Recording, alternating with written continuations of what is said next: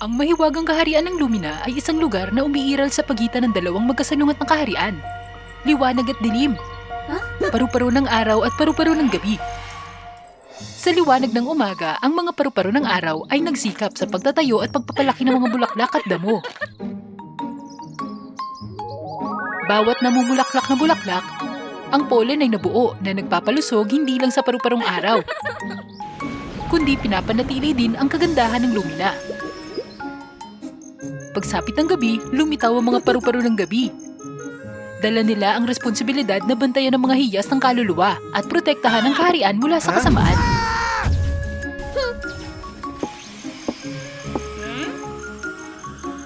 Ang kanilang trabaho ay tila simple at hindi mahalaga sa mata ng paru-paro ng araw. Pero ang totoo, ito'y napakahalaga. Sila ang mga tagapag-alaga ng kadiliman, pinapanatili ang katahimikan sa kalmadong gabi. Ngunit ang paru-paro ng araw ay madalas maliitin ng paru-paro ng gabi.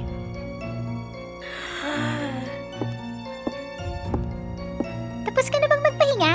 Tumabi ka at magtatrabaho kami. Hoy, huwag kang magsalita ng kalokohan. Wag mo siyang pansinin, Gypsy. Kinailangan nilang manirahan sa ilalim ng lupa habang ang paru-paro ng araw ay nakatira sa magandang bulaklak na bahay.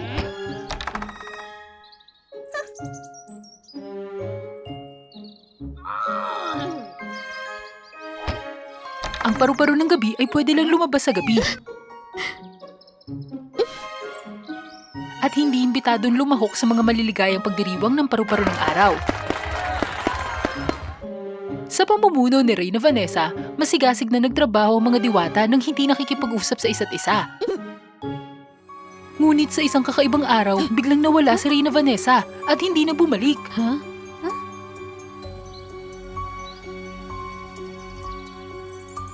Anong gagawin natin ngayon? Hinahanap natin si Reyna Vanessa sa nakalipas na 3 buwan.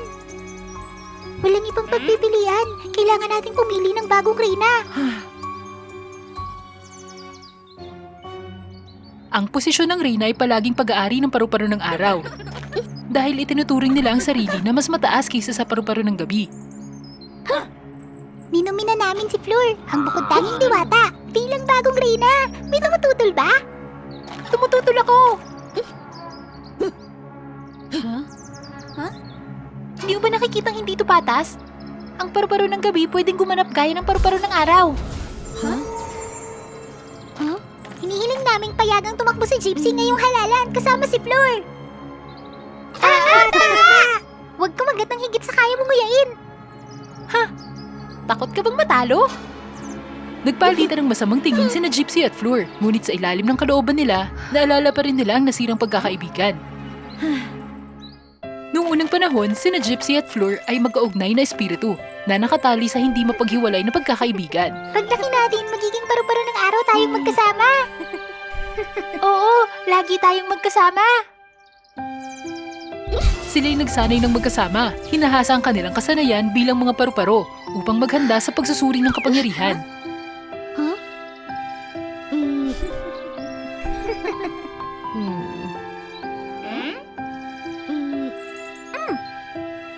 Ngunit ang hilig ni Fleur sa hardin ay ginawa siyang mas angkop na maging paru-paro ng araw.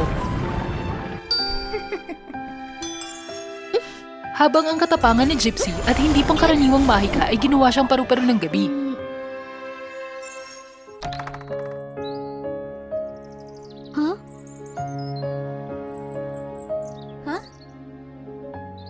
Oh, Fleur, hindi ko alam na mangyayari to. Ngunit dahil sa pagbabago ng trabaho, unti-unting nagkahiwalay ang dalawa. Si Fleur ay hindi na gustong makipag-usap kay Gypsy. Abala sa kanyang buhay bilang paru-paro ng araw na nakalimutan ng dating kaibigan. Sa huli, wala nang halaga sa'yo ang pangako natin, hindi ba? Nagsimula ang kompetisyon at sa unang bahagi, si Fleur ay napaboran kay Gypsy. Ano? Pag-aani ng pollen? Trabaho ni Fleur yan. Siguradong mas magaling siya kaysa sa akin. Kung ayaw mong makipaglaban, sumuko ka na. Sa natatanging kakayahan ng paru-paro ng araw, Walang kahirap-hirap na umani si Flor ng maraming pollen. Habang si Gypsy naman ay nahirapan at hindi makasabay sa bilis ni Flor. Nakakainis!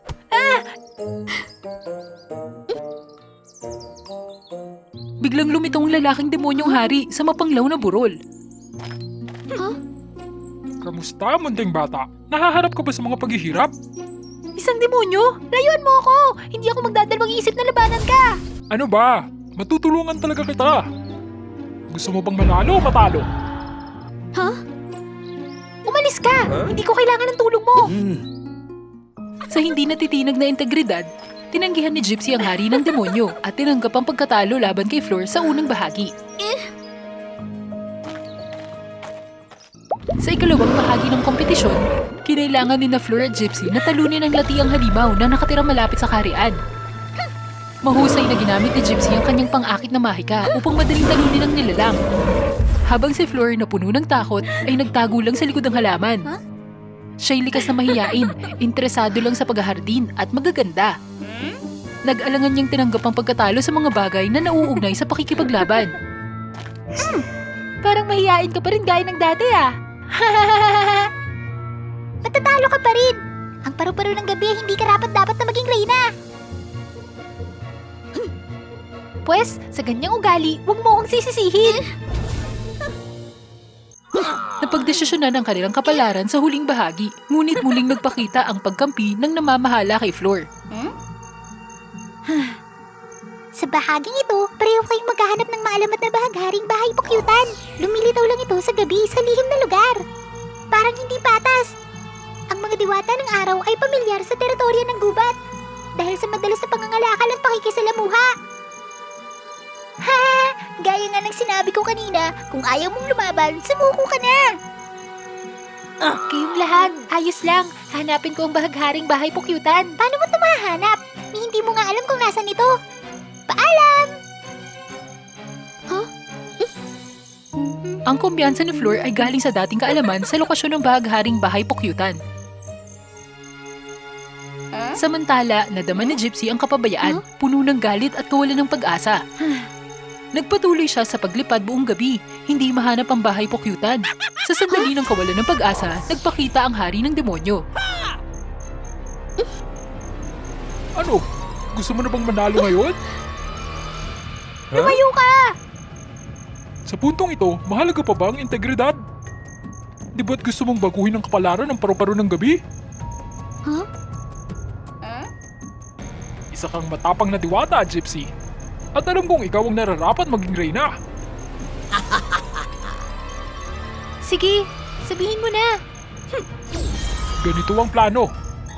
Mahiwaga kitang dadalhin sa lokasyon ng bahagharing bahay pukyutan. Hindi na kailangan pang hanapin ito.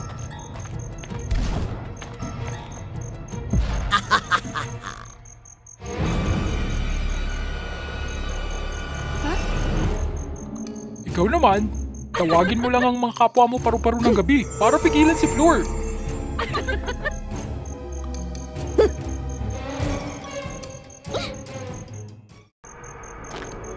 Natagpuan ni Gypsy ang sarili sa walang katapusang berdeng patag sa kalangitan. Isa pala itong di makitang hardin.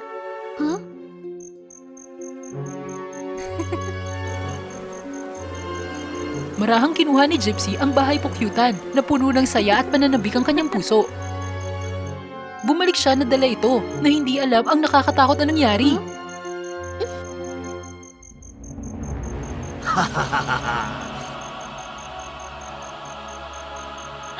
Habang ang mga paru-paro ng gabi ay pumigil kay Flor, ang sagradong altar na naglalaman ng hiyas ng kaluluwa ay hindi nabantayan na nagpahintulot sa lalaking demonyong hari na makapasok.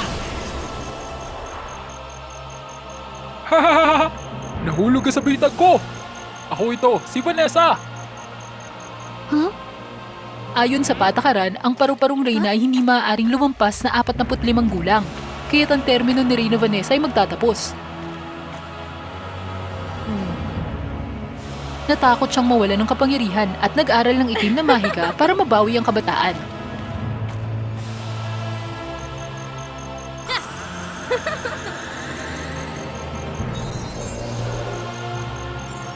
Ngunit dahil sa kawalan ng kasanayan sa itim na mahika, nung siya'y nagsasanay, si Vanessa ay naging masama at naging hari ng demonyo.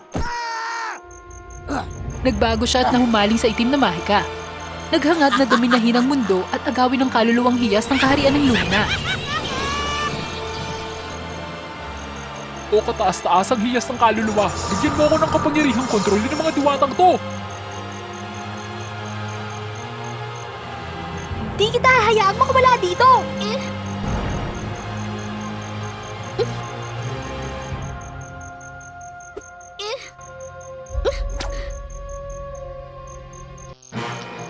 Hulihin siya! Sa langit, mabilis na naghabulan sina Gypsy at Floor. Gamit ang hindi magagaping kapangyarihan ng bahagharing Pokyut, matagumpay na napasuko ni Gypsy si Floor at dinala siya sa altar ng hiyas ng kaluluwa. Kasalanan ko ang lahat. Namiss kita. Sana'y bumalik ng mga bagay sa dati. Ang dalisay na luha ni Gypsy na puno ng tunay na pagmamahal ay may pambihirang kapangyarihan. Nilubog nito si Floor sa dalisay na pagmamahal sa itinadhanang espiritu at nalutas ang hindi pagkakaunawaan. Gypsy, anong nangyari? Floor, patawad! Sa kanilang mainit na yakap, nalutas ni na Gypsy at Floor ang kanilang mga salungatan.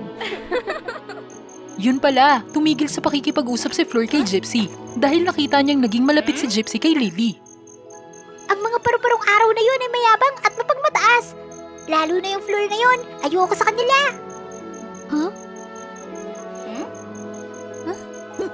Umalis si Floor nang hindi alam na ipinagtanggol siya ni Gypsy. At pinagalitan si Lily sa pagsasabi ng kalokohan. Ang parang batang halita na ituluyang nalutas. At napagtanto ni Gypsy at Floor na ang pagkakaibigan at pagkakaisa ang pinakamahalagang bagay.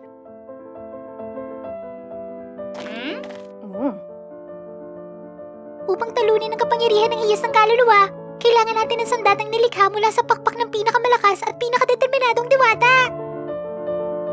Naintindihan ko na. Tulungan mo akong tanggalin ang aking mga pakpak. Hindi! Mawawala lahat ng kapangyarihan mo! Magiging maayos din ang lahat. Ipangako mo sa akin na magdadala ka ng kapayapaan sa karyang ito. Patawad, Gypsy! Floor, mamuhay sa natitirang buhay mo sa mabuting paraan. Gypsy, pakiusap! Gumising ka na! Pakiusap! Napuno ng matinding sakit ang puso ni Floor. Naabot na niya ang kanyang limitasyon. Mahigpit niyang hinawakan ang mga pakpak ni Gypsy at ginawa itong makinang nakambal na espada. Talagang tatalunin ko siya! Bumalik si Floor dala ang kambal na espada, handa na para sa huling labanan.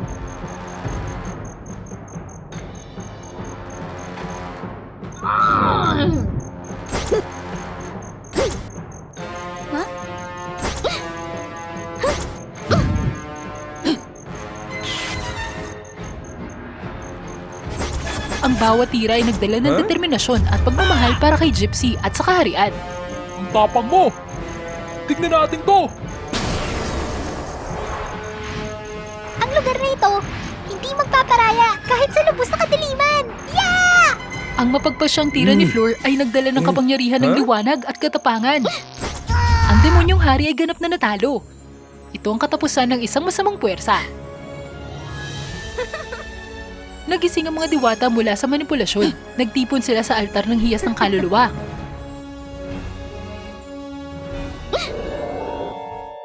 Labis na nalungkot ang lahat sa paglisa ng isang matapang na kaluluwa. Magkasama silang nagbuhos ng enerhiya sa sirang pakpak. Ang liwanag mula sa mga pakpak ay kuminang ng maliwanag, puno ng pag-asa. Mabilis na ikinabit ni Floor ang mga pakpak sa katawan ni Gypsy at nabuhay siya. Nandito ba ang lahat? Nanalo ba tayo? Oo, nanalo tayo! Salamat, Gypsy! Simula ngayon, bawal mo na akong iwan!